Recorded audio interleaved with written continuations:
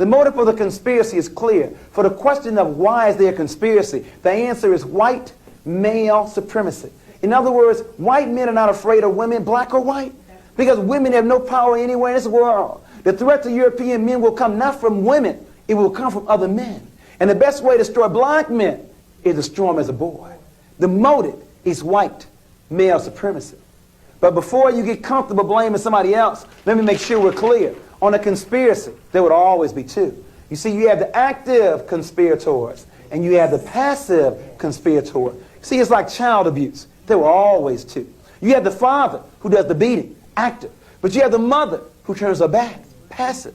Isn't apathy, indifference, low expectations, buying hot goods in the black community, isn't that also part of a conspiracy? You have the active and you have the passive. In a conspiracy, there would always be two. Let me now give you the starting lineup. We'll start with the active ones first and then move to the passive. Leading off, batting in the #1 position, representing this country, institutional racism. Batting first is the president. He bats in the #1 position. Batting second, representing the Trilateral Commission, the Fortune 500, big business. David Rockefeller bats #2. Batting third, representing the military complex. You didn't know, black people, 12% of the population, 1/3 of the military, and died 41% of the time in the Vietnam War. The chief of staff. Bats #3. Batting fourth, and I don't mean Marlon Brando. I mean the real godfather. Drugs running rampant in the black community.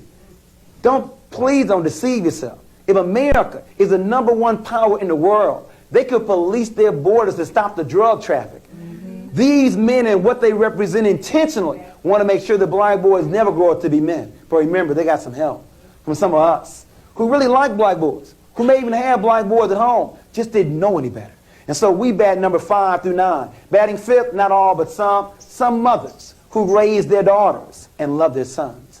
Batting sixth, some female teachers who don't understand that boys have different learning style than girls. Batting seventh, representing the media in this country, always want to overprotect their sons. What's the reason today? I know the KKK is on the rise, but what's the reason today? Is it because your own black man didn't stay?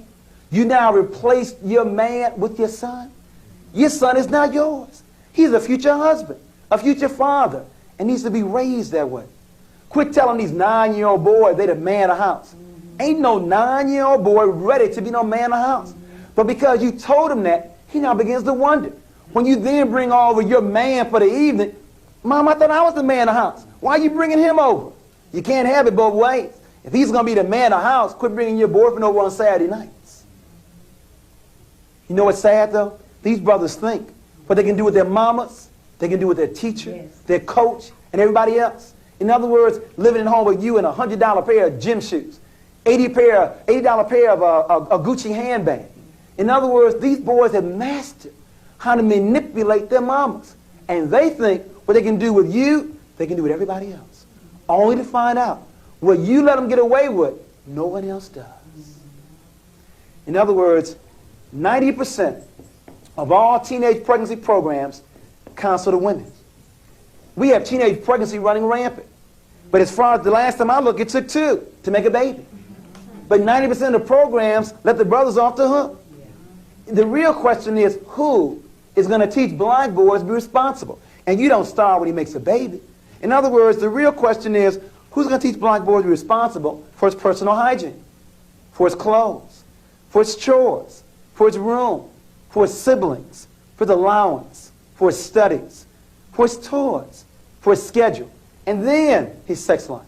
You don't start responsibility at 16. It starts very early. For example, when I was growing up, my father opened up a mutual fund account for me. And every year on my birthday, he explained to me, this is how much money you have in your account.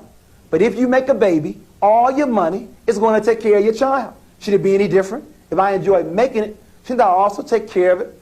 So my oldest son, who was 15, I've been doing the same thing with him, the 9-year-old and the 15-year-old. So he told me last year, he said, Daddy,